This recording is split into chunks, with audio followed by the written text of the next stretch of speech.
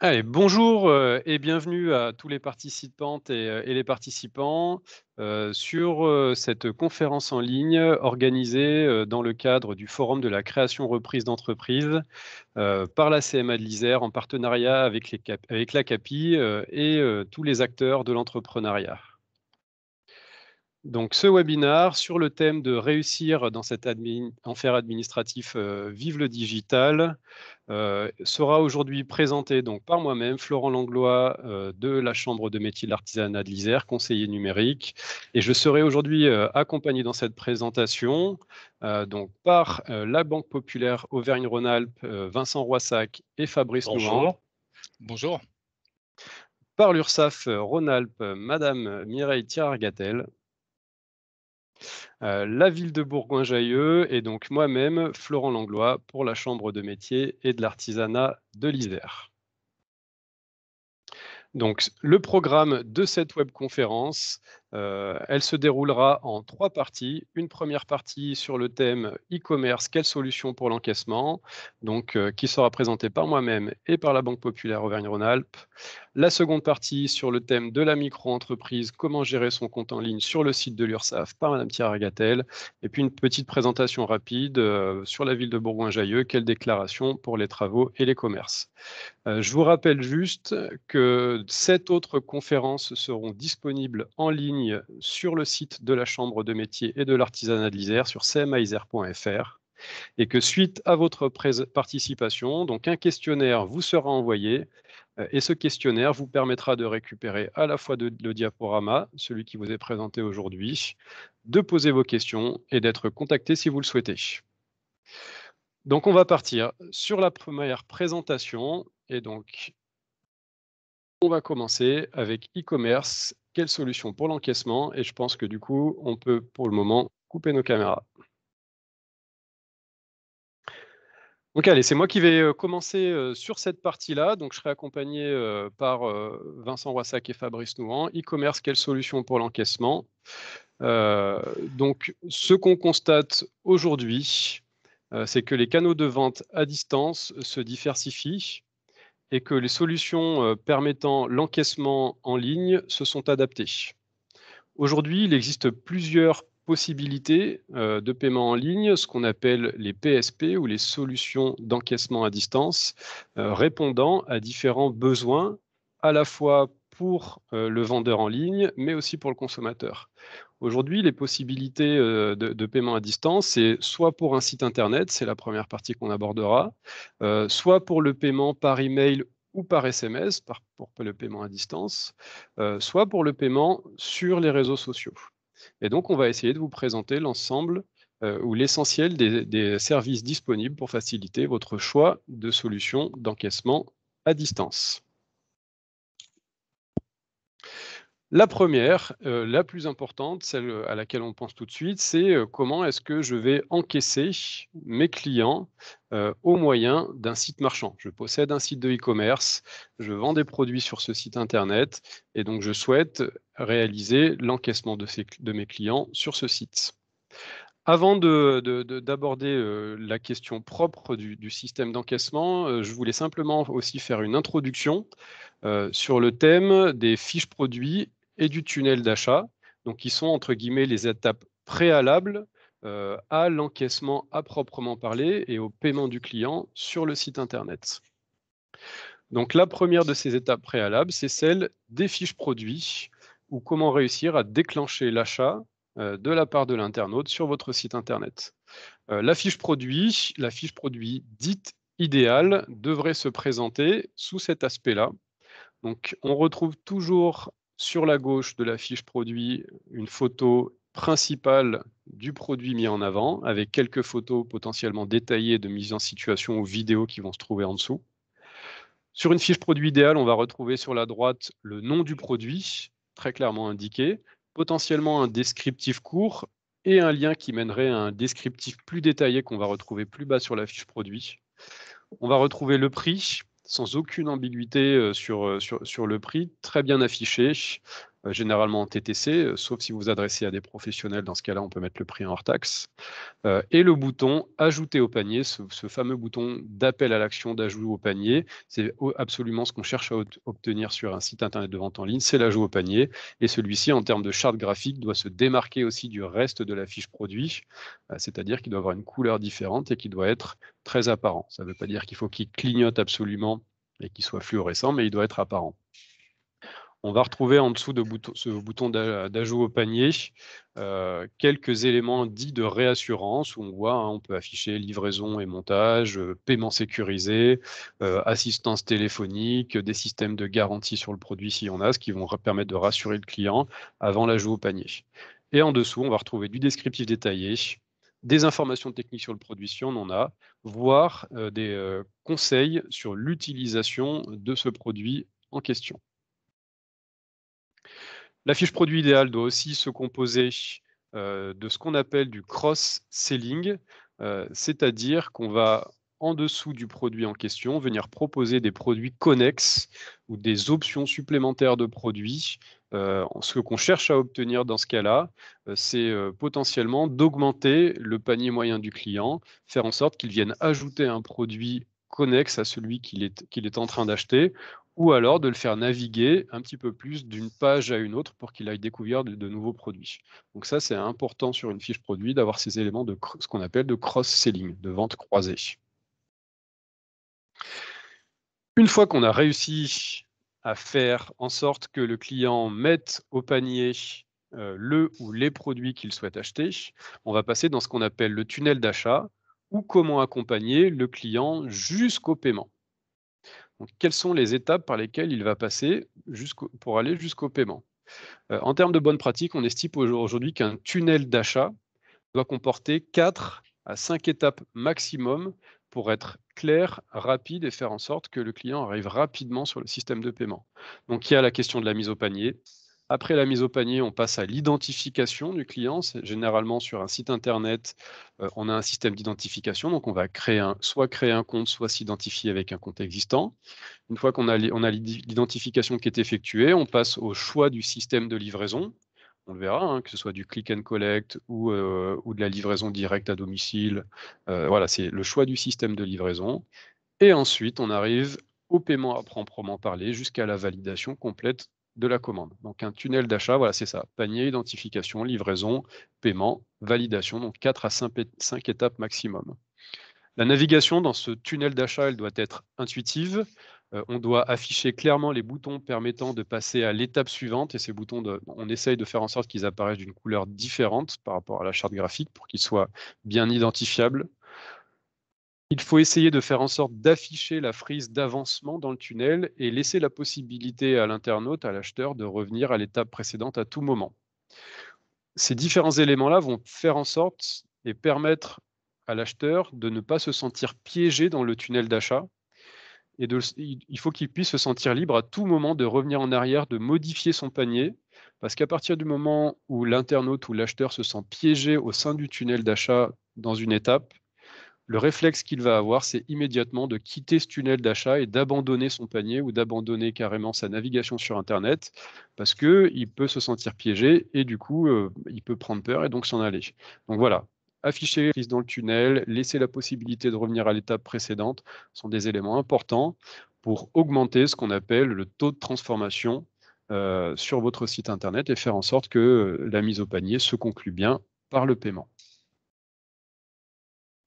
Voilà, du coup, moi, j'ai terminé sur ma partie et donc je vais laisser, la Banque Populaire Auvergne-Rhône-Alpes intervenir sur la question de l'encaissement à proprement parler. Oui, et merci Florent. Donc, de même, la partie spécifique paiement peut contribuer à avoir un tunnel d'achat fluide, à ce que tout se passe bien pour le client. Pour la partie stricte du paiement, on est confronté à un problème, c'est qu'il y a une rupture technique, étant donné que sur la partie paiement, on saisit des données cartes bancaires qui sont très importantes. Pour les sécuriser, le prestataire de service de paiement effectue ça sur son environnement personnel et non pas dans celui du marchand. Or, il faut que ce changement d'environnement soit le plus fluide possible, que le client n'ait pas l'impression qu'il change d'environnement pour ne pas se sentir perturbé et donc éviter des abandons de panier. Alors pour ça, il y a deux façons de procéder. À gauche, vous voyez ce qu'on appelle la page de paiement redirigée classique. On propose, enfin on offre la possibilité d'effectuer une personnalisation de la page de paiement, ce qui fait que le client se retrouve dans un environnement avec une charte visuelle et des photos qui correspond à celui du site, et de ce fait-là, il est sécurisé. Cette façon, c'est la plus courante à procéder. À droite, il y a une façon de procéder qui se développe, que vous pourrez trouver sur le site, par exemple, de La Redoute, ou celui de vente privée, qui s'appelle VP. C'est ce qu'on appelle la page Lightbox. On garde en fond le site de e-commerce et en fait, il y a une petite fenêtre qui s'affiche en surimpression, une fenêtre payée. Et en fait, ça donne encore plus de fluidité puisque le client a juste l'impression d'avoir un pop-up de l'environnement du commerçant. Il ne se rend pas compte qu'il a changé de site et que là, il est dans un site extrêmement sécurisé. Donc voilà ce qu'on peut faire en termes de fluidification d'encaissement sur la page de paiement. Après, et toujours dans l'idée d'offrir des services au client et de le fidéliser, on peut s'intéresser à d'autres aspects, euh, en particulier les moyens de paiement. La carte bancaire, ben, évidemment, c'est le moyen de paiement de base pour l'achat à distance, mais par exemple, si vous êtes positionné sur une activité haut de gamme, vous pouvez accepter American Express ou vous pouvez accepter des moyens de paiement différents qui sont spécifiques à vos activités, comme les titres restaurants, typiquement si vous vendez des plats emportés, ou les chèques vacances. Si vous les acceptez en face à face avec votre client, le fait de le faire à distance, c'est différenciant et c'est donc fidélisant pour la clientèle. Donc attention, tous les prestataires de services de paiement n'acceptent pas tous ces moyens de paiement, hein. Pour vous, ça peut devenir un critère de choix. Et de même, vous pouvez vous intéresser aux modalités de paiement pour apporter des services supplémentaires à votre clientèle. Alors typiquement, ce qu'on appelle le paiement one click, c'est la possibilité pour le client d'enregistrer sa carte bancaire sur le site pour la réutiliser par la suite.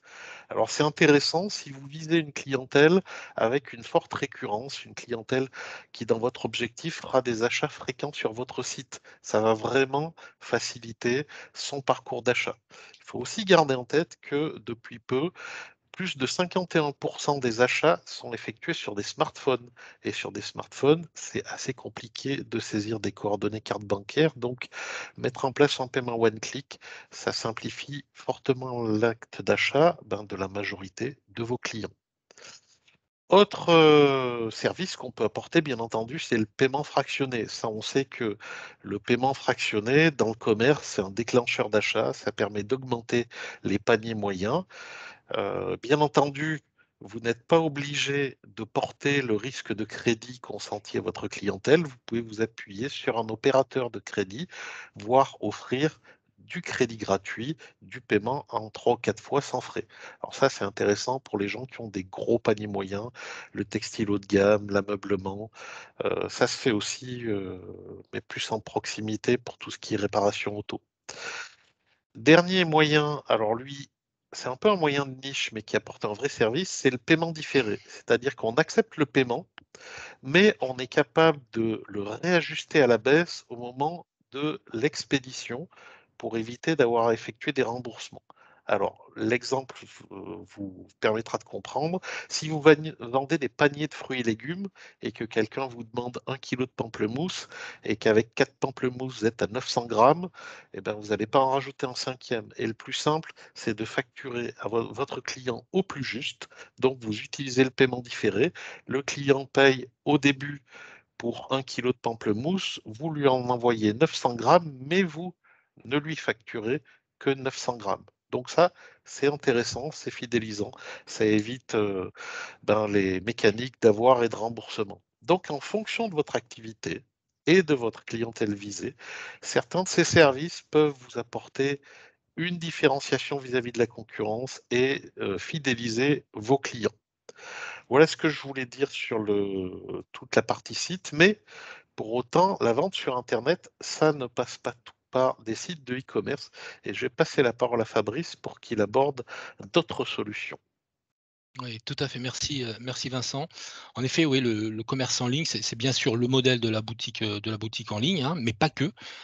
Des alternatives existent, plus simples et plus rapides, dans leur mise en œuvre. Alors ces alternatives, on peut, les voir comme une première étape, une façon d'appréhender le commerce digital, les exigences qu'il porte, mais également, voilà, le potentiel qu'il recouvre et notamment dans votre contexte d'activité, hein, avant de mettre en place, dans un second temps, une boutique en ligne à proprement parler.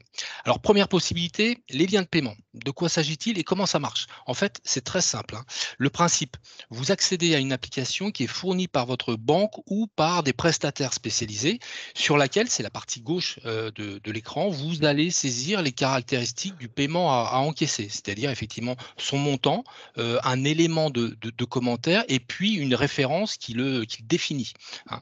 En parallèle, vous allez collecter auprès de votre client, soit son email, soit son numéro de téléphone, portable, hein, au choix de votre client et l'application va directement générer un lien URL qui est un lien, cliquable que vous allez adresser à votre client par mail ou SMS.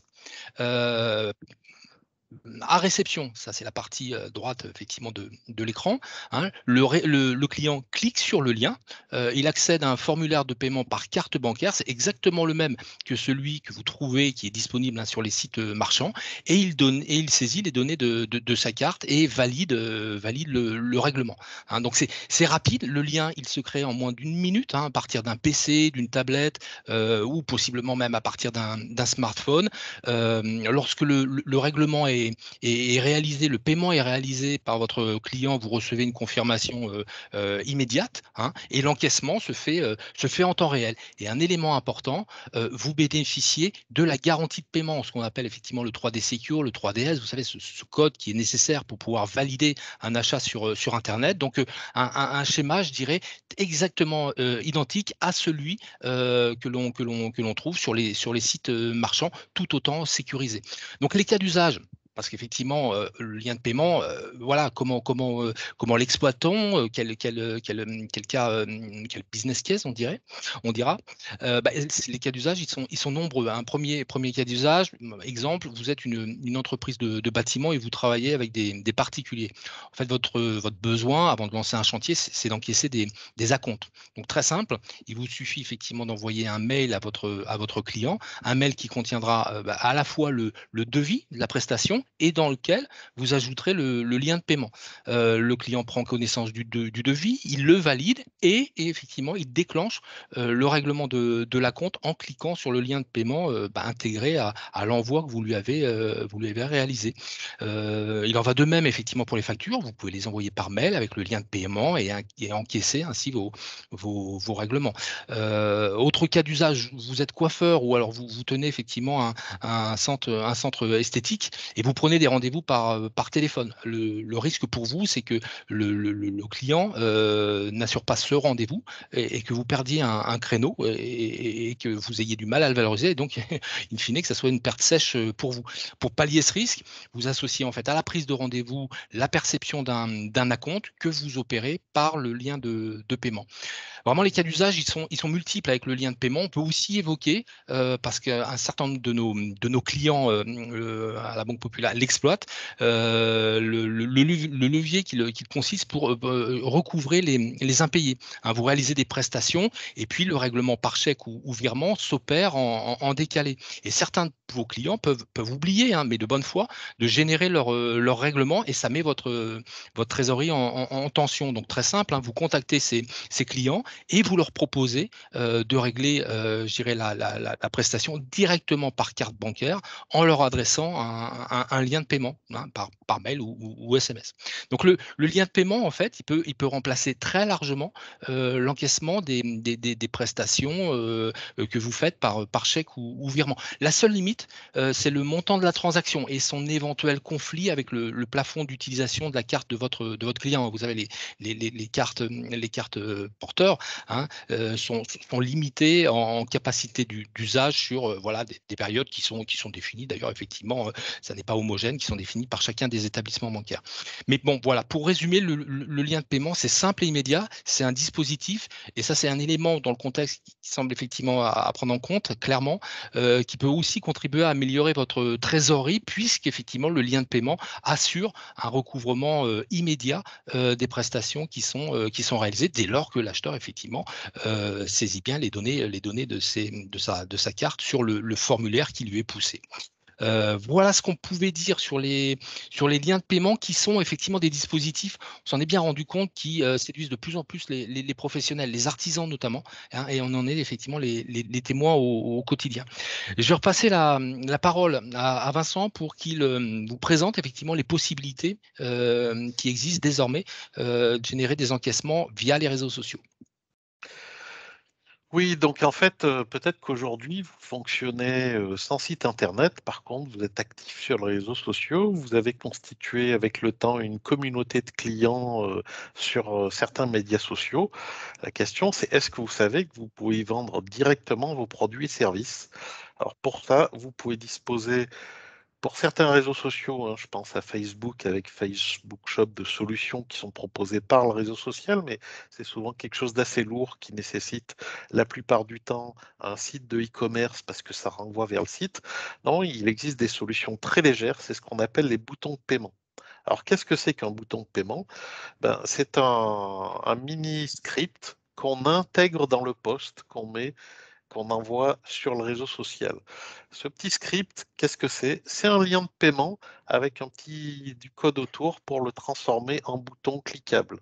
Donc, vous allez sur l'interface qu'a évoqué Fabrice, vous demandez à générer un bouton de paiement pour un montant donné et vous obtenez un petit bouton cliquable que vous pouvez intégrer dans un post. Le client, il n'a plus qu'à cliquer dessus et après, il est redirigé vers une page de paiement exactement comme pour le lien de paiement. Donc, les cas d'usage, ben, en fait, il y a un cas évident, hein. Vous êtes un restaurateur et vous proposez des plats du jour à emporter, comme aujourd'hui ça s'est beaucoup développé. Ben, vous communiquez vos menus sur votre page Facebook tous les jours et en face de chaque élément du menu, vous mettez un bouton de paiement qui permet de réserver le plat qu'on viendra emporter. De même, si vous êtes dans une approche de création, vous êtes créateur de bijoux, ben, vous pouvez présenter vos créations sur Instagram pour la fête des mères, pour Noël, et en face de vos créations principales, vous pouvez mettre en place des boutons de paiement. Dans un cadre général, si vous êtes amené à commercialiser des produits qui ont des caractéristiques uniques, cette solution peut être très intéressante pour vous. Il y a un autre usage qu'on a constaté chez nos clients, c'est un usage en animation commerciale. Alors donc, je vais vous donner un exemple avec l'un de nos clients fromagers qui a constitué une communauté autour de passionnés du fromage. Et en fait, chaque semaine, il crée le fromage de la semaine qu'il met sur Facebook, sur sa communauté, avec un bouton de paiement qui permet d'en réserver une certaine quantité. À partir de là, ben, les clients viennent retirer le fromage réservé en magasin et avec cette technique, eh ben, notre client a constaté une hausse de sa fréquentation et de son chiffre d'affaires grâce aux achats d'opportunités. Donc, un caviste pourrait procéder exactement de même pour l'arrivée d'un nouveau millésime de l'un de ses produits phares. Euh, pour prendre un exemple régional, le Beaujolais nouveau à conserver comme idée. Si vous souhaitez animer votre communauté virtuelle dans la durée ou pour de l'événementiel, vous pouvez utiliser les boutons de paiement. Donc, en conclusion, hein, retenez que les réseaux sociaux, ce ne sont pas de simples outils de communication entre personnes, de promotion de vos solutions ou de vos produits. Ils vous permettent de vendre directement vos produits ou vos services en intégrant des solutions de paiement simples comme le bouton de paiement. Donc c'est simple, c'est rapide à mettre en place et c'est vraiment efficace. Voilà ce que je voulais vous dire sur le paiement sur les réseaux sociaux et je vais repasser la parole à Fabrice pour qu'il conclue avec le click and collect. Oui, tout à fait. Ouais, le Click and Collect, un dispositif, on peut le dire, qui a le vent en poupe depuis un petit peu plus d'un an. Voilà, simplement pour synthétiser, c'est quoi le Click and Collect? Bah, c'est tout simplement la possibilité de retirer des articles que l'on commande en ligne, de retirer ces articles en magasin physique. Ça concerne tous les produits, hein, qu'il s'agisse de produits alimentaires, livres, matériel de bricolage, etc. Ce modèle, vous pouvez le proposer que vous disposiez ou pas d'un site marchand, c'est-à-dire qu'il est tout à fait, il est également tout à fait adapté pour les ventes de produits que vous réalisez par lien de paiement ou bouton de paiement. Et pour vous, effectivement, c'est un certain nombre d'avantages. Le premier, il est essentiel, ça vous permet de garder le contact physique avec vos clients et que vos clients, surtout, conservent l'habitude de fréquenter votre espace de vente physique.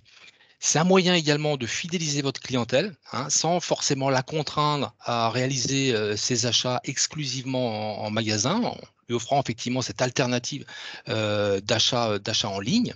Et puis pour vous, c'est aussi l'opportunité de réaliser des ventes additionnelles en magasin, puisque ça a été démontré pour plus d'un commerce sur deux qui propose la modalité click and collect, le retrait est couplé avec un achat complémentaire en boutique.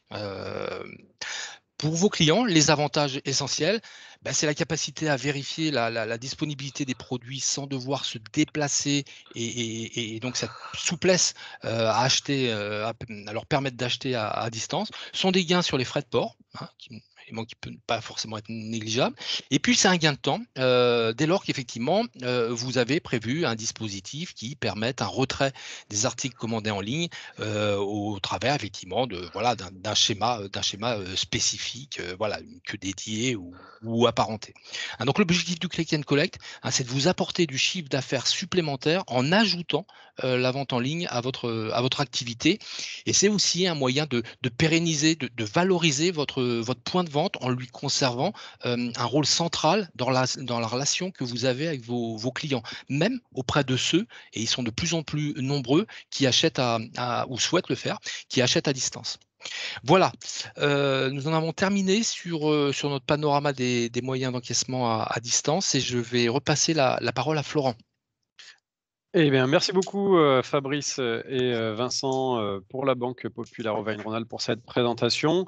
Une petite slide pour vous dire que si vous souhaitez aller plus loin sur cette thématique, voilà, le métier de l'artisanat de l'Isère aujourd'hui propose différents types d'accompagnement. Ça va du diagnostic numérique sur un état des lieux complet de l'usage que vous avez du numérique dans l'entreprise par un conseiller spécialisé, en allant jusqu'à l'accompagnement individuel ou alors de la formation en collectif sur ce thème, voilà, du e-commerce, de la vente en ligne, du click and collect, etc. Voilà, ce sont des choses sur lesquelles aujourd'hui la Chambre de métier et de l'artisanat est en mesure de vous accompagner. Allez, on va passer du coup maintenant à la seconde partie, animée donc par l'URSSAF Rhône-Alpes, Madame Thierry-Argatel, sur la gestion du compte en ligne pour les micro-entreprises. Allez, je vous laisse la parole. Alors rebonjour. Côté URSSAF, c'est souvent, ce qu'on appelle l'enfer administratif, toute cette paperasse. Mais justement, on arrête de parler de paperasse, on est bien passé au numérique côté URSSAF, tout comme le site, voilà, des banques, des impôts, où vous faites tout soit en ligne, soit sur vos applis mobiles. Côté URSSAF, on a 3 sites. Le site auto-entrepreneur, le site ursaf.fr pour les travailleurs indépendants qui ont un régime dit classique, ou ceux qu'on oublie souvent, hein, les frontaliers suisses, les artistes, les marins, voilà, et les employeurs. Et un troisième site qui est le site sécu-indépendant.fr pour les artisans commerçants. Alors, on va détailler un petit peu ces 3 sites. Le site micro-entrepreneur, tout d'abord, qui est dédié uniquement, comme son nom l'indique, hein, aux auto-entrepreneurs, qui est très simple d'utilisation, vous pouvez accéder avec un espace personnel ou sans espace personnel pour vous informer, par exemple, en amont de votre création. Moi, ce que je vous invite à faire, c'est vraiment d'aller sur les sites officiels pour trouver les informations sur la législation. Donc, les sites URSSAF, auto-entrepreneur, impôts.gouv. Voilà, faites bien attention à tout ce qui est groupe, blog, où il y a plein d'infos qui circulent, qui ne sont pas toujours vérifiées, qui sont souvent fausses. Voilà, et vous aurez toutes ces informations sur l'onglet S'informer.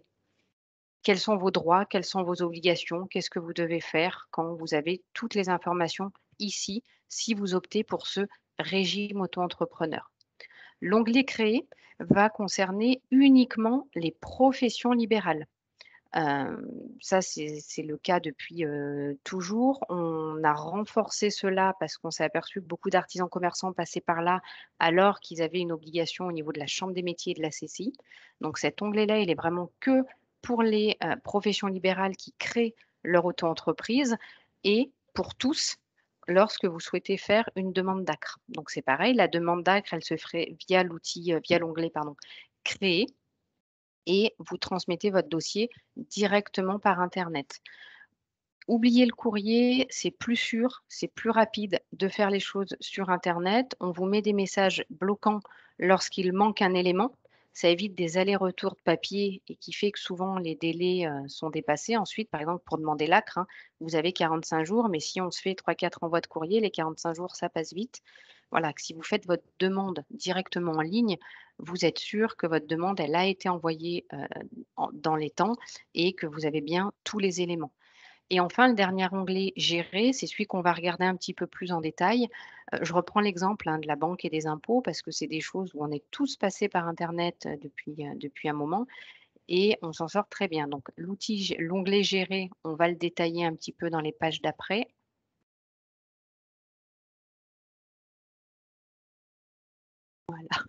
Donc vous avez tout en haut à droite, l'accès à votre compte avec identifiant et mot de passe. Ces identifiants et mots de passe sont valables sur un ordinateur et sur l'application mobile. Ce sont les mêmes codes d'accès et vous avez accès aux mêmes choses, que ce soit sur un ordinateur ou sur l'appli mobile auto-entrepreneur. Donc, vous faites avec ce que vous êtes le plus à l'aise. Sur un ordinateur, vous aurez quand même un accès en plus qui est le fil d'actualité où on va toujours vous positionner, un élément de communication, une nouveauté législative. Je prends l'exemple du covid parce que c'est très parlant, où on vous indiquait: «Vous avez droit à une baisse de cotisation». On va aussi vous annoncer s'il y a un bug, hein, ça arrive comme sur tous les sites.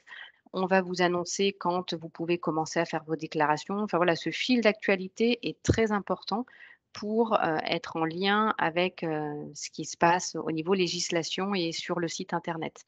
Derrière, on va détailler un petit peu toutes les rubriques que vous allez voir, au quotidien, donc sur les pages d'après. Ce qui va vous servir au quotidien, c'est vraiment déclarer et payer. Vous avez mon échéance en cours, le calendrier des échéances et pensez bien que vous avez 2 obligations, donc soit de façon mensuelle, soit de façon trimestrielle en fonction de ce que vous avez choisi. Vos 2 obligations, c'est bien déclarer et payer. Donc faites bien les 2 étapes. Autre onglet que vous allez beaucoup utiliser, c'est l'onglet Mes documents. Lorsque, on va vous demander, que ce soit votre bailleur, votre banquier, la CAF, peu importe, hein, votre assureur, va vous demander des justificatifs soit de déclaration, soit de paiement.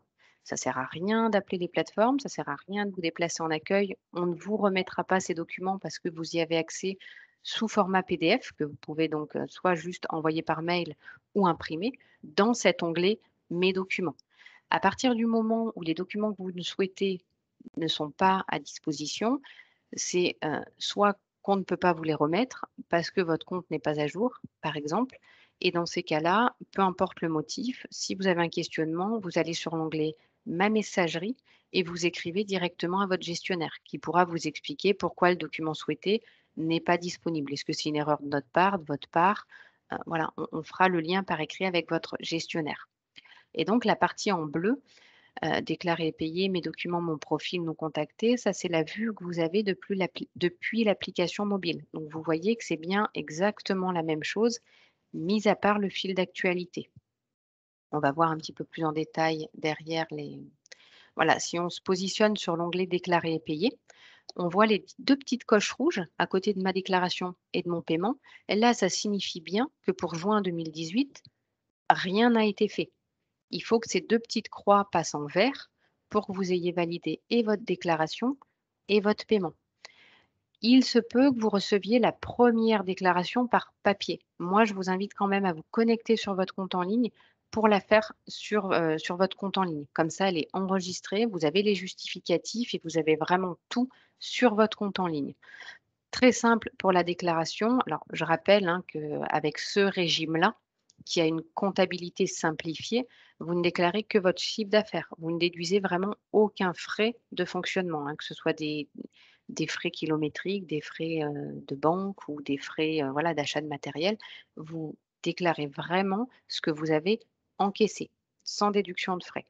Vous mettez le chiffre d'affaires donc, que vous avez fait sur la période. Le chiffre d'affaires qui est fait sur la période, c'est les montants qu'on vous a donnés. Si on vous a donné un chèque courant juin, que vous l'encaissez en août, il faut quand même bien le déclarer sur le mois de juin, car vous l'avez eu entre les mains sur le mois de juin. Et vous pouvez passer ensuite à l'étape suivante. Vous aurez fait votre première obligation, j'ai envie de dire, qui est de déclarer. Et donc l'étape suivante, voilà, ça va être l'étape du paiement. Vous allez avoir deux options. Soit vous payez par carte bleue en instantané, soit vous enregistrez votre RIB, ce qui va vous permettre de faire du télépaiement. Il n'y a pas de prélèvement automatique pour ce régime-là, pour la simple et bonne raison que votre chiffre d'affaires est fluctuant, qu'on ne le connaît pas à l'avance et donc on ne peut pas prélever. Le télépaiement, c'est simplement vous positionnez vos coordonnées bancaires et vous nous donnez l'autorisation d'aller prélever sur votre compte au moment où vous allez valider. Le télépaiement va se faire au moment de la date d'échéance. Si vous faites votre déclaration en début de mois, on ira prélever la somme uniquement à la date d'échéance sur votre compte en ligne. C'est des questions qui reviennent très régulièrement, ce qui fait que vous pouvez à tout moment modifier votre déclaration ou votre paiement si vous vous êtes trompé. On va passer à la suite. Et donc, derrière, vous avez donc ce que je vous disais tout à l'heure, les deux petites coches vertes en dessous de la période qui vous permettent de voir, ça y est, je suis à jour, j'ai fait ma déclaration, j'ai fait mon paiement. Et vous avez également tous les justificatifs. Vous aurez un justificatif de déclaration qui va se trouver dans l'onglet Mes documents et un justificatif de paiement. Donc, soit du télépaiement, soit du paiement CB, peu importe, hein, vous aurez tout à disposition. Vous n'allez pas recevoir de mail qui vous confirme le paiement, mais vous aurez ce justificatif qui, voilà, ça revient au même. Donc, très simple, vous voyez, comme les collègues de la banque le disaient avant, hein, quand on fait un achat sur Internet, c'est fluide, c'est simple, c'est des choses que vous maîtrisez et c'est pas bien plus compliqué sur les sites URSSAF. Vous avez également accès depuis le site auto-entrepreneur aux sites partenaires, donc qui sont amélie.fr pour votre protection sociale, congé maternité, indemnité journalière, renouvellement de carte vitale, et également sur le site Sécu Indépendant, auquel on y revient après. Donc ça, c'était vraiment le site pour les travailleurs indépendants qui ont choisi le régime auto-entrepreneur, qui est un régime simplifié au niveau comptabilité. J'ai un chiffre d'affaires, je le déclare, je le paye. Au niveau des attestations, alors là, on est vraiment sur des vues de l'application mobile sur votre téléphone. C'est valable sur tous les smartphones, hein, Android, iPhone, ça marche de partout. Si vous avez besoin d'une attestation, vous les avez toutes. L'attestation de vigilance, l'attestation fiscale, l'attestation d'immatriculation et de radiation. C'est des choses qui vous sont demandées très régulièrement par tout un nombre d'organismes ou des justificatifs qui sont demandés aussi régulièrement par Pôle emploi. C'est dans l'onglet Mes documents, c'est le justificatif de votre déclaration de chiffre d'affaires qui atteste du montant que vous avez déclaré.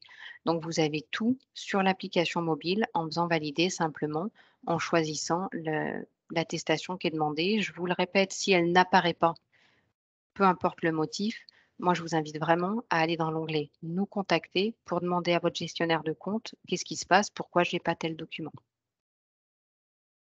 On va voir ensuite le site ursaf.fr, donc qui est dédié aux employeurs et qui est dédié aux travailleurs indépendants régime classique, donc ceux qui ont opté pour la déduction de frais.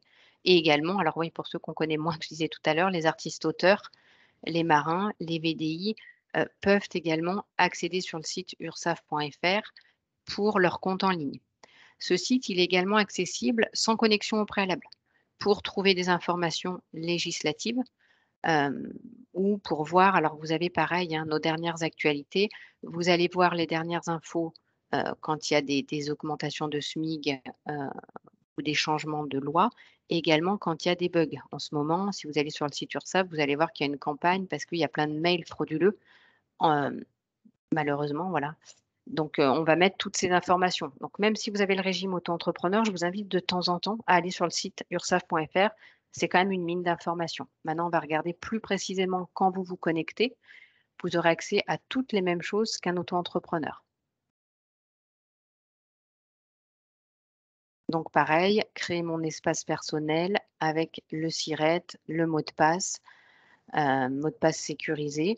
Je vous invite à bien le conserver et je vous invite également pour les personnes qui ont un comptable, même si le comptable se crée un compte pour lui, pour accéder, faire tout un tas de démarches, je vous invite à vous créer un compte également. Vous pouvez tout à fait avoir 2 accès, 2 identifiants et mots de passe distincts pour surveiller quand même votre compte. Le visuel de votre compte, très simple. Vous voyez tout de suite, solde à jour ou pas, les sommes qui sont attendues. Le but étant de ne pas être dans le rouge.